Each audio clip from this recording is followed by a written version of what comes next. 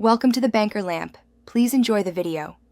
You start by securing your data with Time Machine or a full clone, because once you remove the drive, recovery becomes harder. Next, put on an ESD strap and work on an anti-static surface so you don't fry components.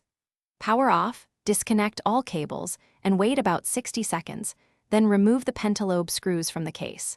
Once the lower case is off, make sure you can see the battery and the storage assembly clearly before moving to the next step. You must disconnect the battery connector first. This prevents shorts and accidental current flow. Then remove the bracket over the SSD. Use the correct Torx or Phillips driver and keep screws organized so you don't mix lengths. Carefully slide the existing SSD out on its angle, note connector orientation, and insert the new drive until it seats fully. Tighten the retaining screw just snug, over-torquing can strip threads. Once the drive is secured, reconnect the battery. You replace the bottom case and tighten the pentalobe screws evenly so the chassis seals correctly. Do not over-tighten. Then boot into Internet Recovery or from a USB installer to format the new drive as apps for modern Mac OS or HFS Plus if needed. This prepares the volume.